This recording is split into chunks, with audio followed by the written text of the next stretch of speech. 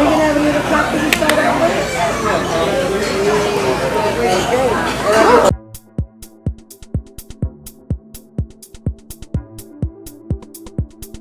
Hey guys, welcome back to my channel. I'm Ricky Carson, and if you haven't been following with my channel, I've been traveling across the country from Oregon, and I'm going all the way to Washington DC. Right now I'm in Navajo Nation.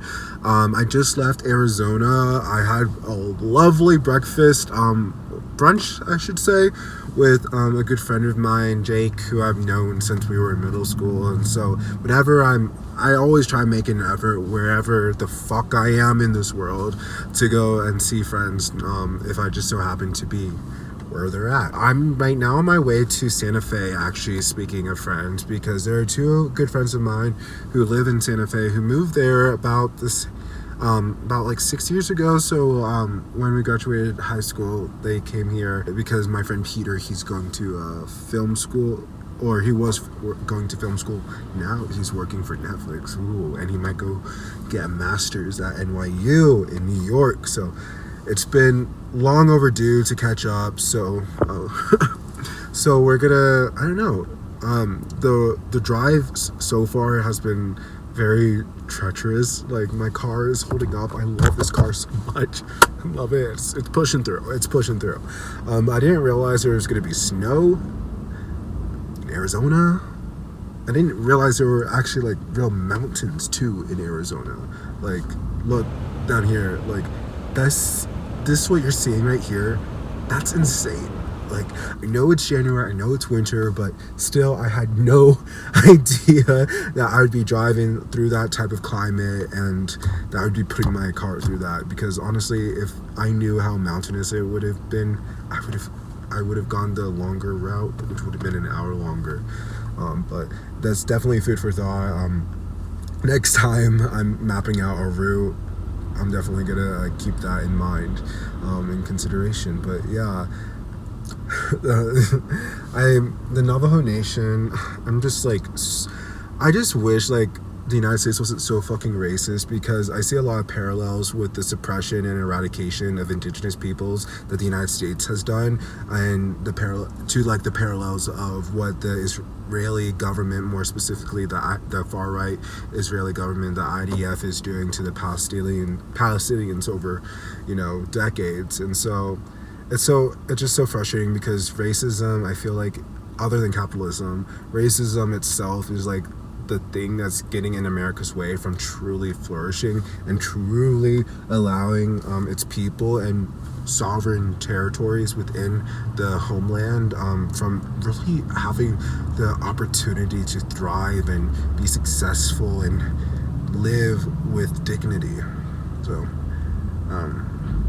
sorry, I don't know, I just wanted to interject that, because not many people are aware of sovereign tribal lands in the United States and their autonomy, but also how their autonomy and sovereignty is always hindered on purpose by the US government for reasons that are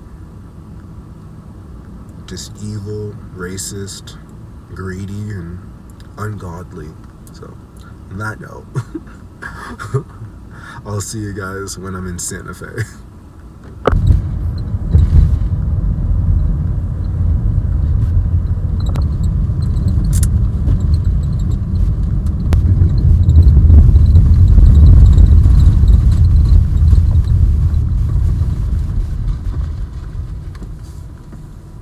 I decided to stop here to get some art, or just something, kind of some jewelry that I like. For you guys who don't know, I'm part indigenous myself, but whenever I'm in Navajo Nation or any reservation, I like to support the local economy in any way I can. Alright guys, I just got two things. I'll show you guys when I get back in the car, okay? Okay, so I got two things. One is a pendant, like just a little pin. I have a collection of these. Wherever I go, I just get one of these, because I travel so much, so I can't really get anything big or that will usually take up too much space in suitcases. So I got this, and it has the indigenous Navajo classic imagery on it. It says Arizona. It's cute. I'm gonna put this up here, keep that safe. And then I got a pair of earrings. Look at these. They're so cool, aren't they? For some reason, I'm blanking on the turquoise. They're made of turquoise. And they're a little feminine, but they're only feminine because of marketing, American marketing. But I like them. I'm gonna wear these sometime. Yeah, I don't know. Just like little pieces of this mean a lot to me for someone who grew up away from my culture, my identities, and you know, I don't know. It's like race is such a complex thing because I'm a mixture of French, Nigerian, and Native American. I'm well cultured on the French aspect, starting to get more cultured on the African American aspect, but there's a lot lacking on the indigenous side. So this is a little thing that will make me feel a little bit connected to a part of me that honestly I didn't even know existed until I met my biological father, but that's a story for another time. So let's get back onto the road, and I'll see you guys in Santa Fe unless we stop again. Got some dirty Shirley Temples with an even filthier man, Peter Holt.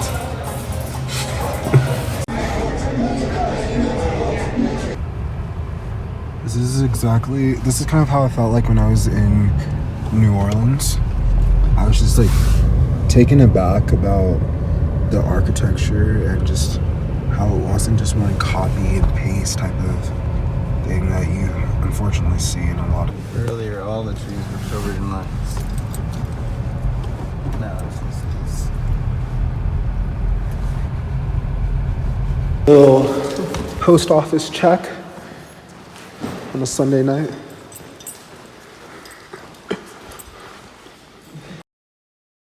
Alright guys, I'm back in my hotel room. Well, I haven't been in this hotel room yet. I think in the next video I'll do a tour because I'm really tired right now. Today was a good day. I had a lot of nerves driving from Scottsdale because every time my RPM, or yeah, I think it's that RPM. Anyway, anytime it went above 3 or even 2.5, it started making this like horrific clicking noise. That was like a lot of the drive. Well, until it got to like flat land, and then it was fine. But like going through the, as my friend Jake said, the beginning or the end of the Rockies, I did not know really I was gonna be doing that much. But your boy made it. Knock on wood. So yeah, and then so I had dinner with my friend Peter, who I hadn't seen in like 4 or so years. Caught up. Almost like no time has passed, and we smoked some. He had some waiting for me. Before I rolled up at the restaurant, he told me that he was rolling us some joints and that we could smoke in his car before I headed to get some food. And so he was really tired. He works 12-hour days. He's waking up tomorrow at 5:30 in the morning. I was hoping to see his girlfriend Yeva, who's also a really good friend of mine, but she's slugged. So I guess it means we'll just have to make plans in the future. What I love so much about my friend Peter is that we talk about big, complex things. He's an amazing filmmaker. He even works for Netflix, so you know.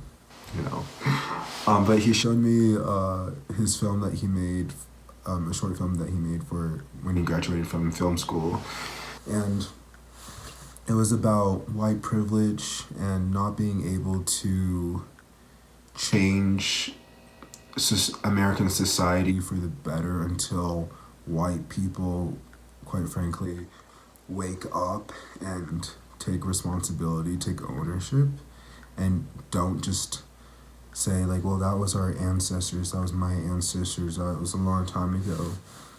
It just shows how much like the colonial, capitalistic, white supremacist mentality pervades every facet of American society, and it takes a lot to decolonize your brain and the way you think and how you see the world, and quite frankly, like what your imagination is able to entertain. Like, I feel like a lot of the systems at place right now in this late stage of capitalism is surrounded by confusion, by ignorance, and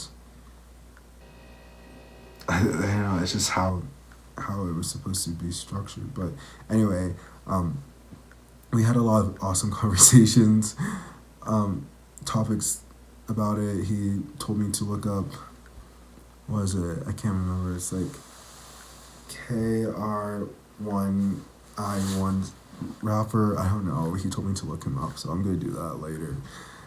But it's always a great great conversation with him, and so I just feel so lucky to have been able to see him, and he always opens my mind and makes me think about things that I otherwise wouldn't have been thinking about.